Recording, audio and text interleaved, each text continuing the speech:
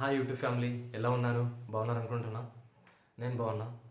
నా ఛానల్ని ఎవరైతే ఫస్ట్ టైం చూస్తున్నారో ప్లీజ్ సబ్స్క్రైబ్ చేసుకోండి, లైక్ చేయండి, షేర్ చేయండి, అలా కమెంట్ కూడా చేయండి. ఈరోజు టాపిక్ ఏంటంటే లవ్ ఫెయిల్యూర్ తర్వాత, అసలు బ్రేకప్ అయిన తర్వాత స్ట్రెస్లో డిప్రెషన్లో ఉంటే ఎలా బయటికి రావాలి, ఎలా ఓవర్కమ్ చేయాలి, దాని గురించి మాట్లాడుకుందాం. నాకు తెలిసినవి కొన్ని చెప్తా. ఇది ఆబ్వియస్లీ మీకు కూడా తెలిసే ఉంటాయి, కానీ నేను కొన్ని చెప్తున్నా.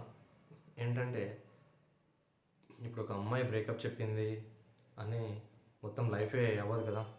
చాలా ఉంది లైఫ్లో. తెలుసు ఆ పెయిన్ ఎవరైతే ఎక్స్పీరియన్స్ చేస్తారో వాళ్ళకే తెలిసి ఉంటుంది అది పెయిన్.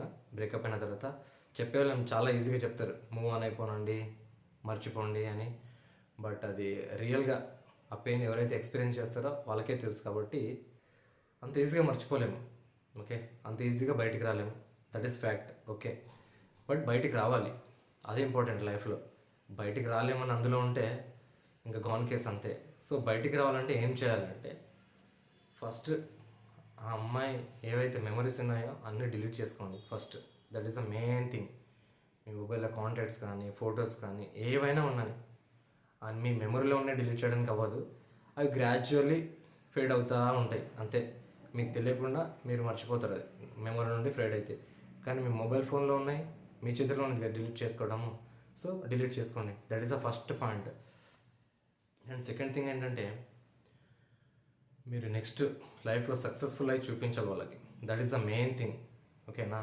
మిమ్మల్ని ఎందుకయ్యా కోల్పోయాం అనుకోవాలి వాళ్ళు మీ సక్సెస్ని చూసి. సో అలా బ్రతకాలి ఎప్పుడైనా కానీ. ఇప్పుడున్న సొసైటీ, ఇప్పుడున్న సమాజంలో డబ్బే చాలా ఇంపార్టెంట్. కాబట్టి ఎలాగైనా సరే డబ్బు సంపాదించాలి, పనిచేసి మంచి మార్గంలో వెళ్ళి డబ్బు సంపాదించండి, ఓకేనా.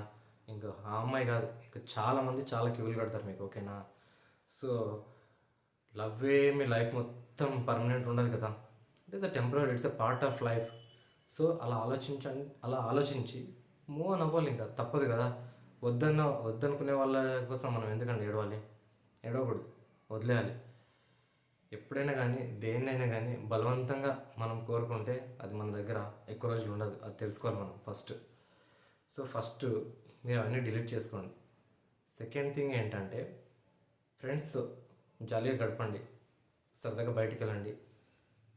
సెకండ్ థింగ్ ఫ్రెండ్స్తో ఉండండి. అండ్ థర్డ్ థింగ్ ఏంటంటే లోన్లీగా అస్సలు ఉండకండి, ఓకేనా. ఎప్పుడైనా కానీ లోన్లీగా మీరు టైం స్పెండ్ చేయడానికి ట్రై చేయకండి. అది చాలా అంటే చాలా మంచిది కాదు. ఎందుకంటే మళ్ళీ మీకు అవే జ్ఞాపకాలు గుర్తొస్తాయి కాబట్టి మళ్ళీ డిప్రెషన్లోకి వెళ్తారు మీరు. సో లోన్లీగా అస్సలు ఉండకండి.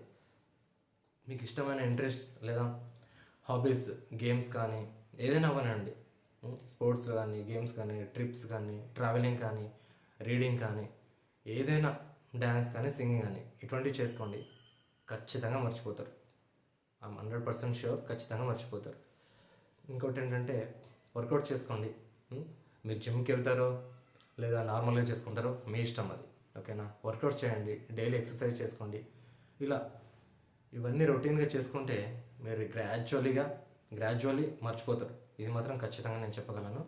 సో అవే జ్ఞాపకాలు పెట్టుకొని ఫోన్లో పదే పదే పదే పదే చూస్తూ ఉంటే మీరు ఎప్పటికీ మర్చిపోలేరు, చచ్చేంత కూడా మర్చిపోలేరు కదా.